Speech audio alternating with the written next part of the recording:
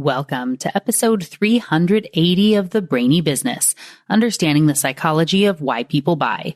Today's episode is all about the IKEA effect. Ready? Let's get started. You are listening to the Brainy Business Podcast, where we dig into the psychology of why people buy and help you incorporate behavioral economics into your business, making it more brain-friendly. Now here's your host, Melina Palmer. Hello, everyone. My name is Melina Palmer, and I want to welcome you to the Brainy Business Podcast. Today's episode is all about the IKEA effect. I love talking about the IKEA effect. It's one of those names that makes people laugh. They kind of get it when you say it, and they always enjoy the full definition, which you will, of course, hear all about in today's episode, which originally aired in August of 2020. I really debated whether or not to refresh this one today or next week because shortly after I decided to do this one, leading into Friday's episode with Therese Houston discussing her book, Let's Talk, I found out that Michael Norton had a new book coming out called The Ritual Effect. And he is one of the original researchers that did the work on and chose the name for, you guessed it, the IKEA effect. By sheer happenstance, his book comes out next week. And so that episode on rituals and the ritual effect is number 383. While I could have delayed this a week to line up with his episode, I decided it was still a great fit here. And because he also features work in the book from Nick Hobson, I could refresh that one next week and have a longer intro into the awesomeness of rituals and Mike's work. So, why does the IKEA effect tie in so well to Therese's work, and why refresh it now? Let's Talk is all about how to make effective feedback your superpower. There is so much to it, of course, but letting the other person in on the conversation, letting them be part of shaping their own experience, makes them more engaged and increases the chances of success. That's the IKEA effect in action. So as you listen today, I want you to think about all the times you told someone to do something and it didn't go well, or when you were told to do something and immediately rejected it, even if it was actually a good idea. Also consider the opposite, a time when you let someone be part of the process and it surprisingly went really well, or when you were allowed to be part of forming your own development plan and stuck to it with amazing results. Have those experiences in your mind as you listen and learn about the IKEA effect today, so you can understand why it might have worked or not, and how you could make your next conversation even more effective. And don't forget, there are links for everything, including your IKEA effect freebie worksheet, related past episodes, books, and articles, all waiting for you in the show notes for this episode, which are found within the app you're listening to and at thebrainybusiness.com/380. All right, let's talk about the IKEA effect. As I've already mentioned, the core of this concept is that when people have an opportunity to build something themselves, when they put some effort in, they will value that thing higher than something they didn't build. This concept gets its name, of course, from IKEA furniture, which you assemble yourself. And looking at my own wonky table, I would value it higher than something built by someone else because I'm aware of the work that went into creating it. And it doesn't really matter if theirs technically looks better or is more expertly assembled, as you'll hear with some of the examples and studies throughout this episode. Some studies have attributed this to the pride felt when assembling something yourself. And that's part of it, but it isn't the whole story. This is also different than the power of touch, which has its episode linked in the show notes, and from the endowment effect, which I have touched on in the episodes on change management, what is value, and it's also closely related to loss aversion. As I've been doing a lot more presentations on change management in the brain recently, do keep an eye out for episodes on the endowment effect and the status quo bias very soon. For our purposes here, there is a link to an article in the show notes called Anomalies, the Endowment Effect, Loss Aversion, and Status Quo Bias, which was authored by Nobel laureates Kahneman and Thaler along with Jack Netsch. The endowment effect is the phenomena in our brains where simply owning something causes us to find more worth in it than what other people see in it, or its stated price. The example from the study talks about a group of participants. Half were given $2 cash, and the other half were given a lottery ticket worth $2, and they were assigned completely at random. After a period of time in which the lottery tickets were not cashed, the participants were given the opportunity to switch. And very few did. Why? If you were given the lottery ticket, your brain has started to factor in the potential winnings into calculation of how much that item is worth to you. This potential means it exceeds the $2 price tag. If you are given the cash, you see that as a solid, stable amount. You know what you can do with $2 and what it can get for you. The lottery ticket has a very slim chance of being worth anything. It's most likely a worthless piece of paper, whereas your cash has remained the same, so it wouldn't be worth the gamble to give up the sure thing for the lottery ticket. Being endowed with something, owning it, causes people to see value in its potential, which meant how much it was worth in their mind exceeded the price, and the potential cost of giving it up and settling on the other item would be a loss. And as we know, people are averse to losing things. It may seem on the surface like the IKEA effect is just an extension of the endowment effect, but studies have been done and shown that they are actually different. Even when people built something and were told they could not keep it, they still valued the item they made higher than those made by someone else. In one study, people were tasked with making origami cranes or frogs. There was one group of builders who had as much time as they needed to build their origami, and they were all novices. So these were not fancily put together origami frogs or cranes. After completion, they had an opportunity to bid on what they would pay for it. And a standard way groups will pretty much learn the value is to say that you can bid up to a certain amount. In this case, it was $1. And then a random number will be drawn with all the possible valuations. If your bid is equal to or higher than that number, you get to keep it. If your bid is less, you can't have it. So the one group built their origami and had a chance to write down their bid for the item. There was a second group of non-builders who went through the same bidding process for the items built by the novice builders, as well as some origami made by expert folders to do a comparison. The non-builders valued the expert origami at 27 cents on average, and the ones built by the non-experts at a mere 5 cents, basically a worthless piece of paper. But what did the builders think of their own creations? They valued them nearly 5 times higher than non-builders. The average value was 23 cents, which was almost as much as the non-builders were willing to pay for the expertly folded origami. A separate group was tested to ensure the results weren't just based on a willingness to buy something they wanted to keep for themselves versus true value. When asked what they thought others would pay for their creations, this second group predicted that people would pay 21 cents, which is much higher than the meager 5 cents people would actually pay. This phenomenon makes it clear why people think their own artwork is worth more than people are willing to pay for it, or why they ask for a lot more money than their home is worth if they put a lot of sweat equity into creating it. We tend to think that our effort ties into the direct value and that something we spent a lot of time on is worth more to everyone else as well. Studies have shown that people expect to get higher grades for papers they spent more time writing. While there is often a correlation between these two items and effort can result in a higher grade, that isn't always the case.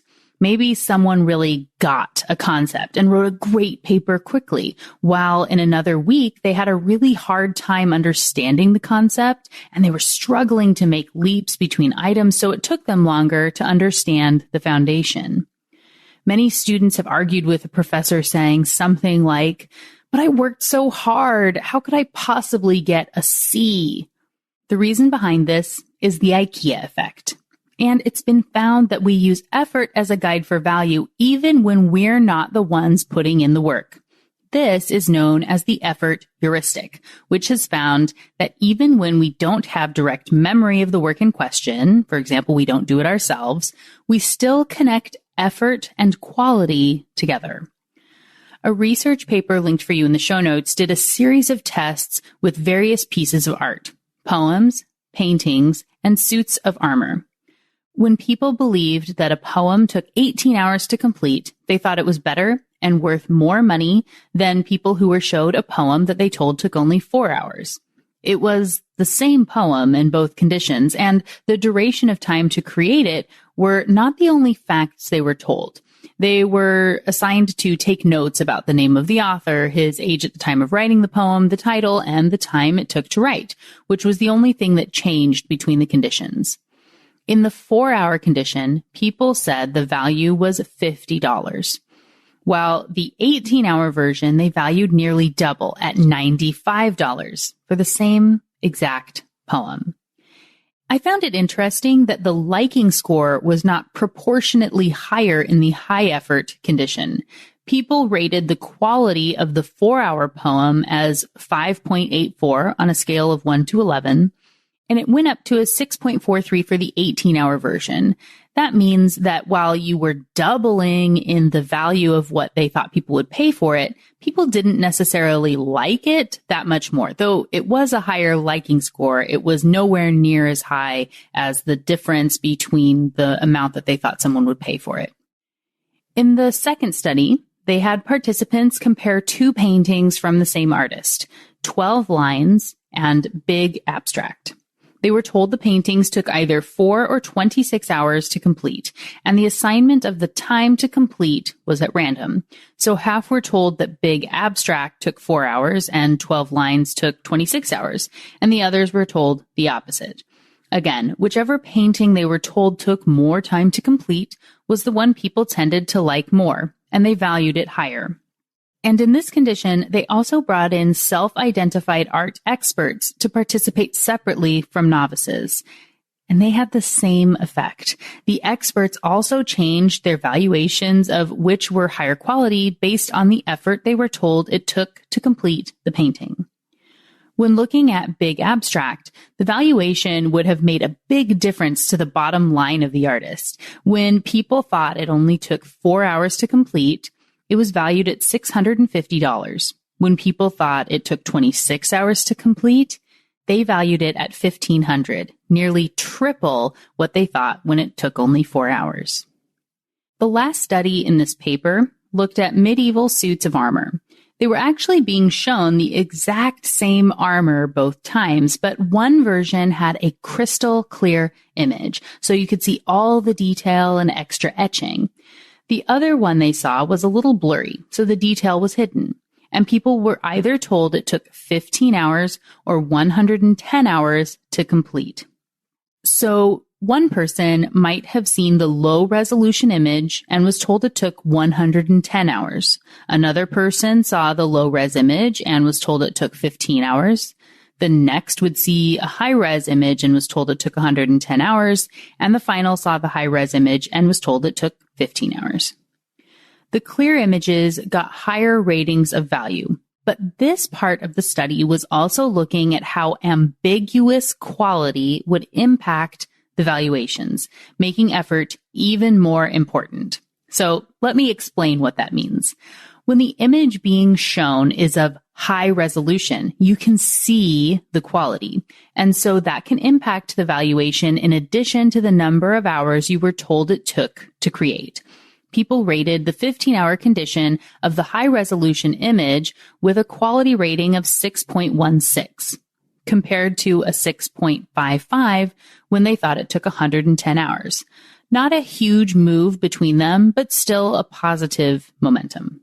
When the same suit of armor was shown in a low-res image, so all the fine etching was lost in the picture, people rated it as a 4.18 on the quality scale when they were told it took only 15 hours to create. So that's a full 2 points lower, so from 6.16 down to 4.18 when it's the 15-hour condition. But When they were told it took 110 hours, it jumped to a 5.64, much closer to the high-resolution images quality scores. When the quality can't be easily determined by our eyes, other pieces of information will guide the brain's determination of value. And in this case, the perception of effort makes people think there must be more quality. This series of experiments shows that we believe that effort results in higher quality, even when we didn't put in that effort ourselves. I really love that the article went on to include a story about Jackson Pollock. Personally, I'm a huge fan of his paintings, but his drip method wasn't impressive to the art critics and public of the 1940s when he emerged on the scene. Many people hated them and thought they were not really art or a painting, that there was no technique shown in them, and people thought, incorrectly, that they or their children could recreate them in a few minutes with some loose paint and a license to wave their arms without regard for the mess that they would be making. As the article says, what many assumed was the result of thoughtless splattering of paint onto canvas was in fact a slow, deliberate, and exhausting process, often requiring weeks, even months of hard work. And the most important thing for our discussion here is that effort was used to defend its quality. And as the noted historian Leo Steinberg put it, questions as to the validity of Pollock's work, though they remain perfectly good in theory, are simply blasted out of relevance by these manifestations of Herculean effort, this evidence of mortal struggle between the man and his art. Insight into the intense process changed people's minds about Pollock and his artwork. This is the effort heuristic in action. And it is important to note here that as this episode is mostly about the IKEA effect, the effort heuristic is not exactly the same thing, as you can hopefully see from the discussion here. The IKEA effect says that we value things higher when we put effort into them. So the effort heuristic is present with our own IKEA effects. But when someone else is putting in the work, it can trigger the effort heuristic without being the IKEA effect.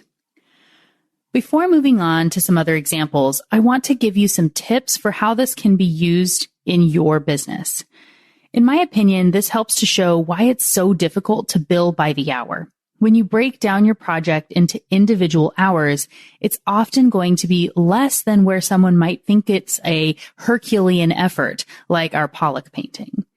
When you're exchanging dollars for hours, it reduces the effort to each 60-minute increment. On a project, people can make their own assumptions of the total number of hours included in getting the work done, which may be based on how long it took them to do something themselves in the past. So if it takes me 4 hours to go in and do my accounting stuff in a way that's incredibly agonizing and has additional mental toil outside of the direct work, so it's really more like 8 wasted hours each month.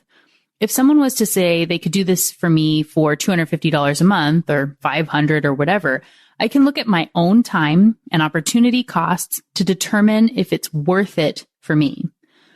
When they say, oh, that'll only take me 2 hours to complete, and they're at $125 an hour, it feels like there might be less work going into it, and we can conveniently forget all the hours of training that got them their level of expertise. I'm actually paying for 2 hours plus the countless hours of training and knowledge that they've gained over the years. Nikki Rausch, whom I interviewed on episode 96, has a great story about a little red wrench. I've linked to the full story in the show notes, but essentially a cruise ship isn't able to get out of port. The captain is panicked and worried about giving all these passengers their money back, so he tells the crew to call the retired engineer and pay him anything he wants to get the engine running. The engineer shows up with no toolbox, just a small red-handled wrench in his shirt pocket. He looks and listens for 5 minutes, then takes the little red-handled wrench and taps 3 times on the engine. He tells them to try again, and to everyone else's surprise, the ship starts. Fast forward to the invoice showing up, which was for $13,000, which the captain thinks must be a mistake. He was told by the crew it took the engineer only 5 minutes, so he asks for an itemized bill. and it returned with 2 line items. 1, red handled wrench, $5. 2, knowing where to tap, $12,995. For things like artwork, there's a lot of hidden time and talent that goes into the piece, something people might think they could have done themselves due to overconfidence bias and optimism bias. When someone's buying a crafted item, being able to call out how long it took to make can help justify the value, just like Jackson Pollock. Using simple words like handcrafted, or that a wedding dress is all hand beaded, or that something is assembled by hand, all help to trigger the effort heuristic and can work in your favor. People value the time someone puts in more than machines in many cases. But when you're putting a value on your time, it's really hard to get individual hours to reflect your expertise and the true effort you've put into your career. The value you provide is often in the time you're saving them. Knowing what that is worth is a better way to find what you should charge than your total number of hours put in. Especially as your rates increase, this can be more difficult for people than a project value, where they don't know the exact number of hours going in.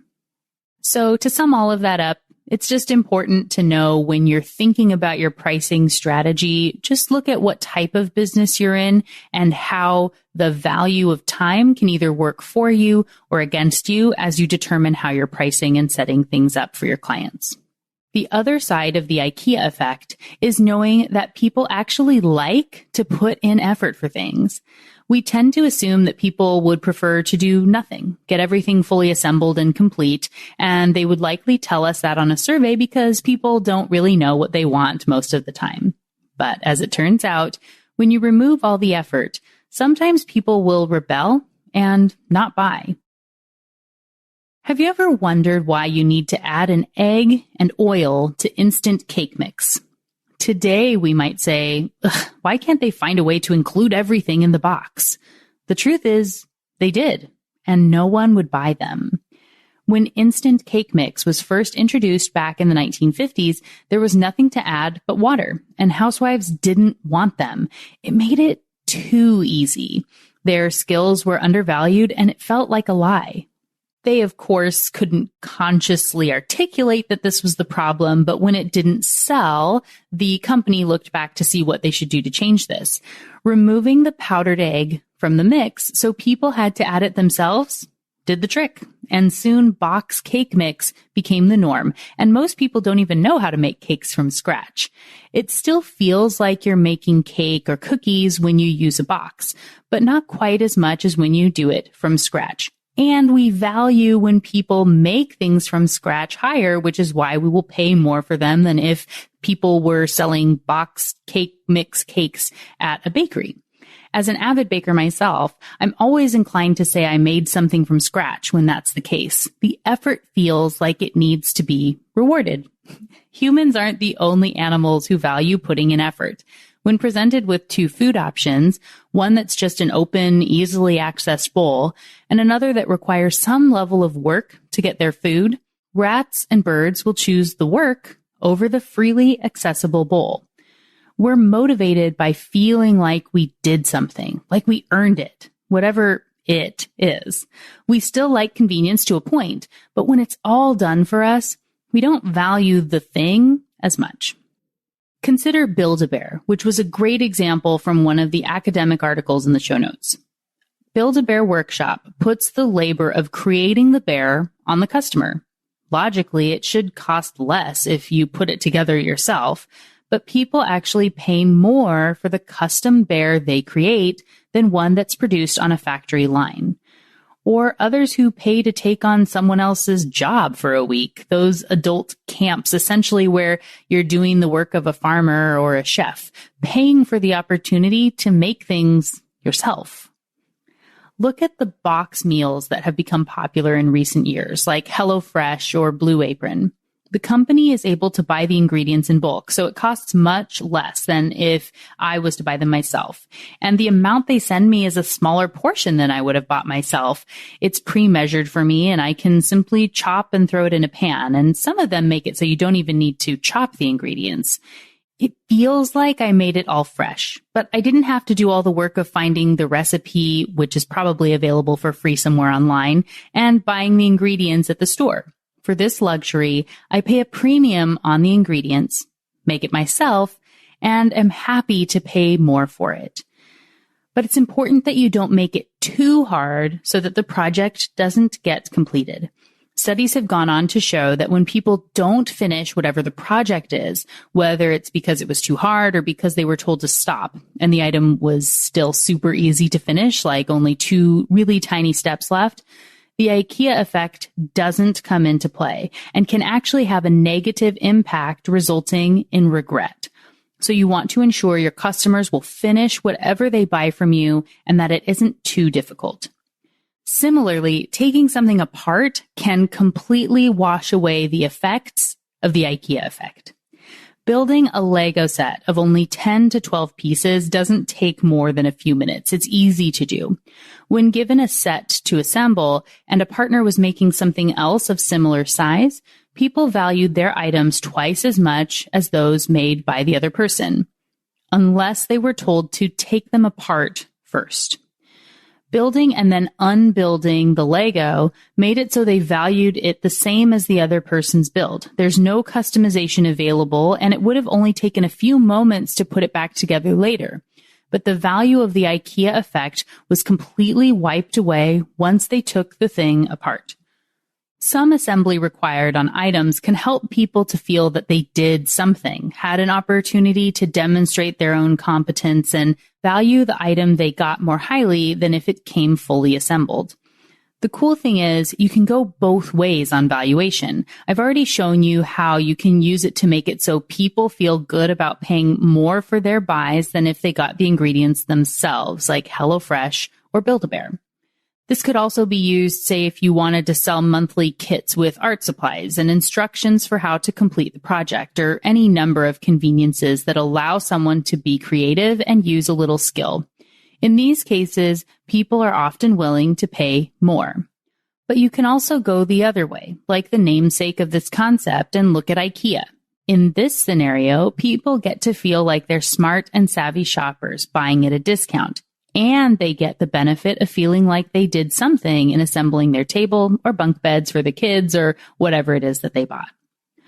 Whichever model you choose, make sure you give your customers the steps they need to be successful and assume that they're buying a kit for a reason. If they were confident in painting a masterpiece on their own, they wouldn't buy a paint by number. If they knew how to build a custom table, they wouldn't go to IKEA. The research shows it's best to give a little creativity along with a lot of guidance to ensure people will complete the task, be more satisfied with the end result, and get the full benefits of the IKEA effect. For the paint by number example, maybe you give recommendations for the colors to use to have it look like the intended work of art, but also provide some random colors with recommendations for changing things up. You could include 3 versions where an expert painted using their own color combinations to give them some creative examples and to see what they might want to emulate, structure, and creativity together. This also gives you an opportunity to leverage another concept, social proof, which was the focus of episode 87, if you feature creative items that are made by other customers. It shows that you have a lot of people who use and love your kits while helping this new customer to get some guidance and creativity. Win, win, win. And the good news is this doesn't just have to be used for product businesses. As I mentioned at the beginning of the episode, I talk about this concept in my presentations on change management as well. You've probably heard that people are more likely to be on board with projects or opportunities that they had a hand in creating. If you've ever thought that it was silly or wondered why, the IKEA effect is a big reason. When you're looking to introduce a change and just throwing it at someone, they have no ownership of it. They didn't put any effort in, so they don't value it that much. When they're able to help build it, even just a little bit, it can make all the difference in whether they are a productive member of the team or a big hindrance you need to help the team get over. And I do want to insert one little caveat here. When you're working on assembling an item, it's okay to have it so that the first steps are completed and the person is completing the item through to the end with the IKEA effect. If you, though, have them only start making something and then they don't finish it, or someone else finishes that assembly process, it can feel like they didn't get the full benefit of the IKEA effect because they didn't create that final outcome. And this has been shown in children as young as 5 years old.